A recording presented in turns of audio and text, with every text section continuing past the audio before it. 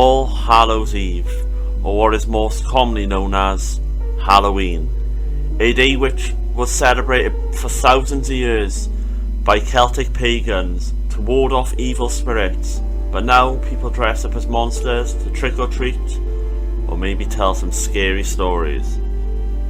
This Halloween, I will be telling some of Wales' most creepiest ghost stories, evil beings from Welsh folklore, and some real life horror. It's time for you to sit back, turn off the lights, and try to make it to the end of the video. Here are the creepy tales from Wales.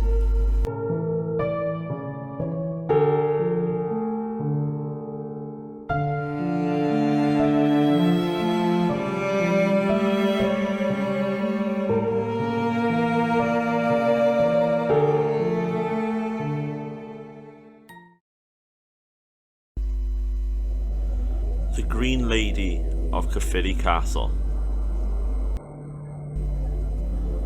Starting my ghost stories closer to home in my hometown of Caerphilly. The castle is considered the greatest castle in Wales and is a hardened fortress. That is just the surface of Caerphilly Castle. Deep down there's a dark and creepy story hidden behind these war-torn walls.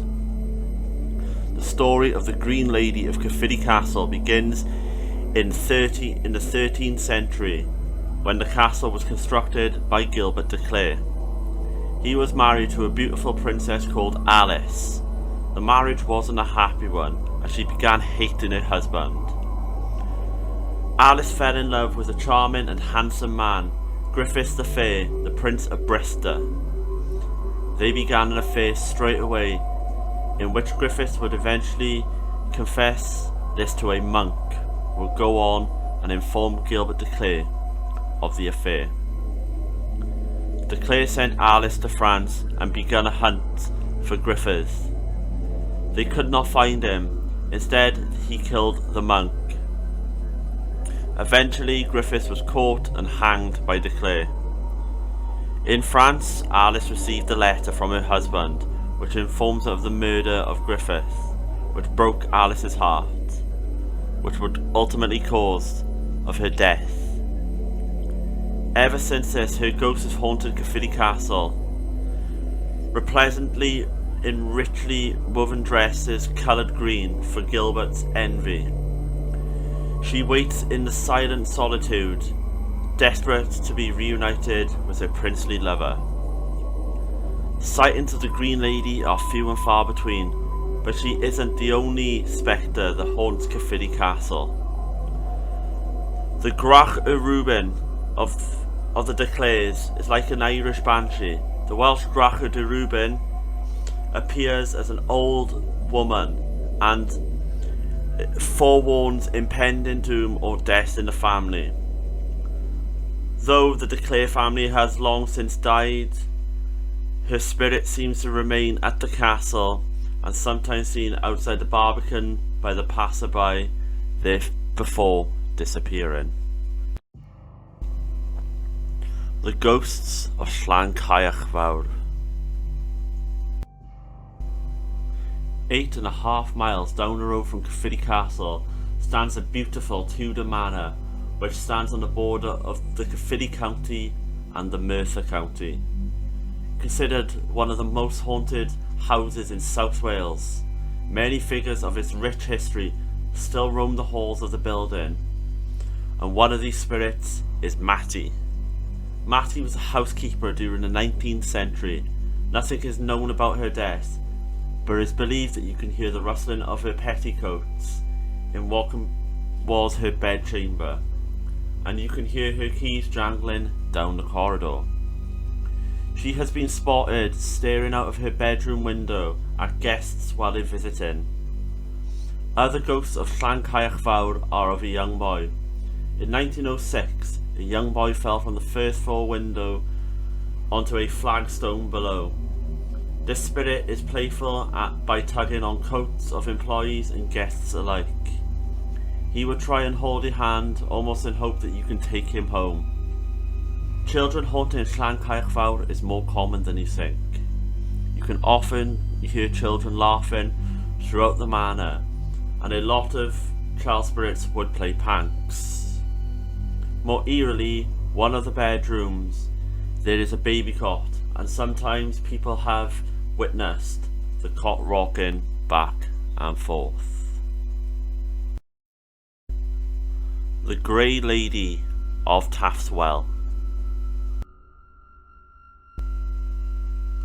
Talyswell is located in the Rhondda Cynon Taf, bordering with the county of Cardiff. A quiet Welsh village has its own spectre, known as the Grey Lady. Located in Talyswell, there is a thermal spring, which is the only one in Wales, which was believed to help cure diseases. The spirit of the Grey Lady begins when she was alive. She would visit the well often, and at the time she met a man who was there to get a pitcher of water. He put his pitcher down and asked what he could do for her. She said, "Hold me tight by both hands until I ask you to release me." The man did as what she asked. Eventually, he felt a stabbing pain in his side. With a sharp cry, he let go. The lady in grey was angered and said, "Alas, I shall remain a ghost for another 100 years. And then I must get a woman with a steady hands better than yours to hold me." She vanished and was never seen again.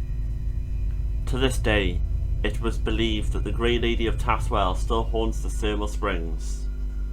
I could not find any sightings of the Grey Lady in modern era, but in the 1930s and 40s, many reports saw the ghost wandering around the spring. The Road of the Dead, Llandaff. Llandaff is an area of Cardiff which is probably the most beautiful in the city, with a picturesque cathedral and the birthplace of Roald Dahl. One of the streets here is infamous with its dark past, which still haunts it. Cathedral Close is an unassuming street, but is known as the Road of the Dead. The road was used to carry dead bodies along to Llandaff graveyard, which is now abandoned. Sightings of all sorts of spirits along the road, with one witnessing seeing young kids playing, laughing and singing in the area, dressed in Victorian clothing. It is believed these children were a part of the mass death of children due to the 19th century's cholera outbreak. Another ghost which is believed to haunt this road is the Frog Woman. The story is that a deformed daughter of a rich family was kept secret from the outsiders, and she moved like a frog. Crocked, she apparently died after falling into the River Taff, but her spirit has been heard crocking and screaming for help beside the river. Most sightings go to the Llandaff ghost or the White Lady.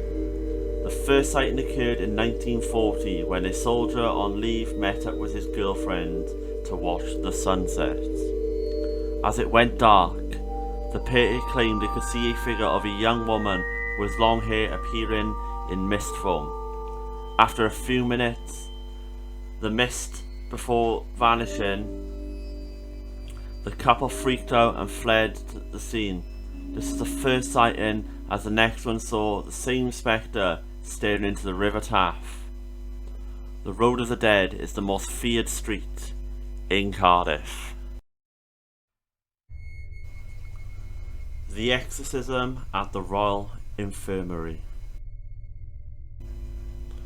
Possibly one of the most beautiful buildings in Cardiff, the Royal Infirmary opened in 1822. Many people pass through the hostel, even passing away here. But one incident occurred here which is little known to the people of Cardiff. In the early 2000s, the pathology department staff believed all the strange going-ons. Many of the staff was too scared to even enter the department, and the doctors decided to do something that breaks the medical profession. They wanted to hold an exorcism to get rid of what they called an evil haunting.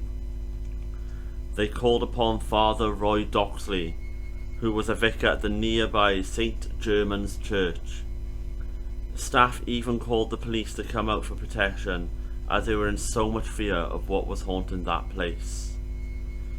What they experienced remains a secret, however, as doctors never went public with their stories or even discussed it with each other. So the question is, did it work?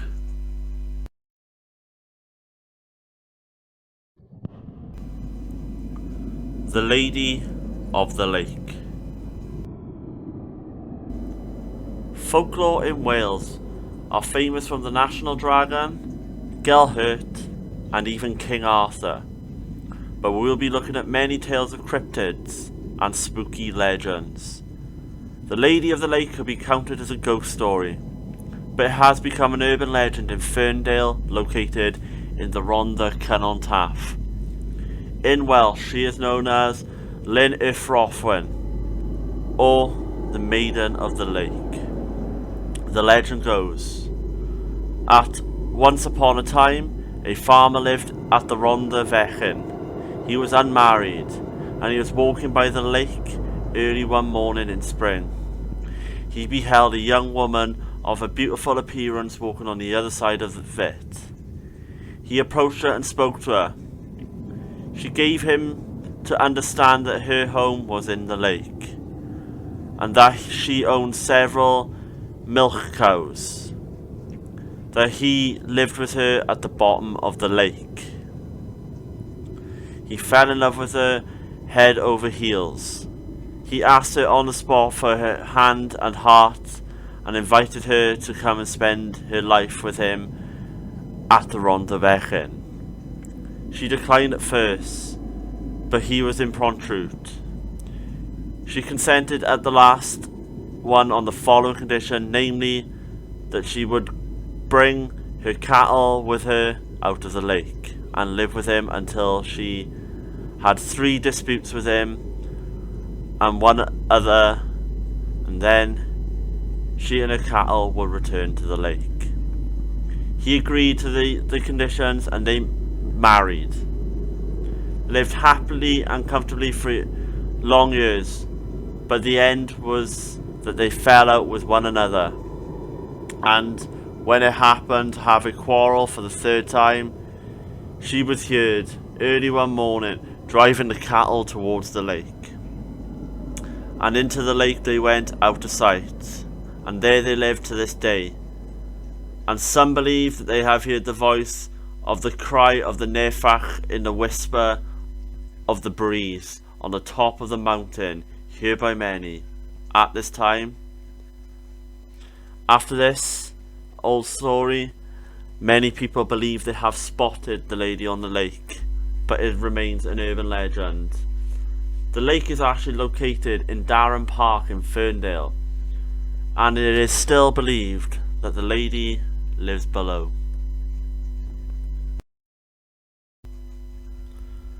Mallet y Nos. Another story from Welsh folklore is the one of Mallet y Nos. The English translation states her name is Matilda of the Night, and she is believed to be sat on a horse accompanied by hounds. They would chase lost and sorrowful souls into Anwen, which is the Welsh other worlds. Mallet y Nos would drive her hounds towards these lost souls to frighten them, and with their shrieks and wails, which will be seen as a malicious and evil. It is believed she once was beautiful, but a Norman noblewoman who loved hunting so much, she said, "If there's no hunting in heaven, I would rather not go." She said to have regretted making this wish, and now cries out in misery rather than joys as hunting forever in the night sky. Small's Lighthouse Tragedy. Around 20 miles off the coast of Pembrokeshire sits a small island in the Irish Sea with a lighthouse on it. It looks unassuming, just like any other lighthouse island. Small Lighthouse would be the home of a real-life horror story. When Thomas Griffiths and Thomas Howells landed on the island, they were instantly isolated. News of a storm was coming, which would mean they would have no contact with the outside world. Howell and Griffiths didn't have the best relationship, and both men hated each other. The storm hit, and the pair managed to keep the lighthouse functional, but when supplies were dwindling, the storm supply ships were unable to land on the island. Thomas Griffiths fell unwell, and from this is believed where a freak accident happened or he passed away. And this left a dilemma for Thomas Howell. After deciding to keep the body in the lighthouse instead of throwing it into the sea, he decided to make a makeshift coffin for the decomposing body. Howell placed it outside where it was damaged and broke, which left Griffith's body staring into the lighthouse at Howell. There was no other sound apart from the wind and the waves, and Thomas Howell was going insane.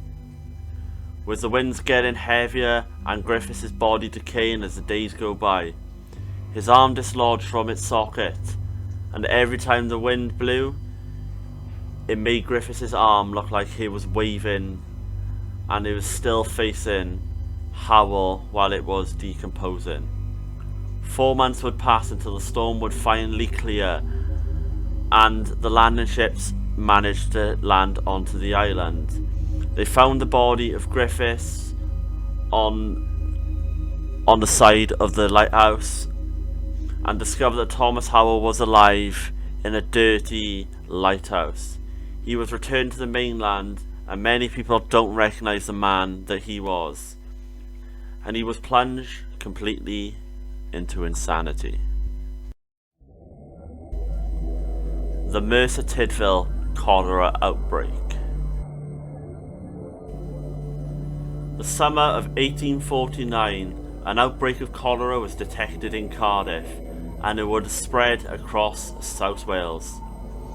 The industrial town of Mercer Tidville was hit the worst by it, as it was a hot and dry summer, which saw clean water supplies dry up, which resulted in people drinking from rivers and canals.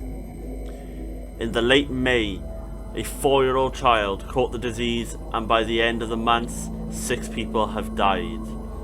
On June the 7th, 22 deaths were reported in Mercer, and the same number 2 days later. In the following months, 300 deaths were reported. Lady Charlotte Guest wrote in her diary, "I'm sorry to say, the accounts of the cholera at Dowlais are fearful. They are beyond anything I could have imagined. Sometimes upwards of 20 people are dying in one day, and 8 men constantly employed is making coffins." In July, 539 people have died in Mercer, and in August the death toll reached an average of 36 a day. The infections will continue to rage in the town until November, when the winter rains helped to dispel the conditions which the cholera thrived in. At the end of the epidemic, Mercer experienced the second highest death toll in England and Wales, with 1,682 deaths. The witch trial of Gwen Furch Ellis. Witch hunts in Wales wasn't very common, or it barely happened, but one of the most famous cases is Wales's first witch trial of Gwen Furch Ellis. Gwen was born in a palace at Llandaff in 1542. Gwen was married 3 times in total, with 2 of her husbands passing away. Gwen enters the historical records in 1594 when she was examined by William Hughes, the Bishop of St. Aspers, on the suspicion of charming. The records of examination revealed that Gwen made her living spinning and making linen clothes. She explained that she was also a healer She also attended sticks, including children, and she stated that she was been using charms to help them heal and provide protection. The use of verbal or written charms was not common in Wales and other parts of Great Britain, but the particular case in which Gwen was implicated stood out for several reasons. A written charm was found at the home of Thomas Mostyn, one of the foremost gentlemen of North Wales. The charm was also written backwards, which according to tradition at the time would meant it was intended as a destructive spell rather than one for healing. Following her examination by the bishop, local magistrates were given the power to examine witnesses willing to testify against Gwen. 5 men and 2 women came forward with accusations of witchcraft against her. She was accused of causing the madness of a child and a murdering of a sick man who shortly died after being treated by Gwen. She was also accused of having a vengeful nature, all through the use of witchcraft. Later, in 1594, Gwen was tried on these charges and was found guilty. She was executed by hanging in Denbigh Town Square before the end of the year. Following the execution, another 41 women were accused of witchcraft, with only 5 being executed.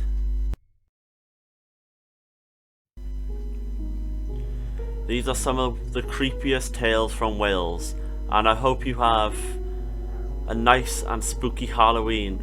Remember, if you visit Caerphilly Castle, Talyswell Springs, or even Llandaff, remember, the dead may be just walk among you. I hope you can sleep well tonight, and I'll just leave you with that. Good night.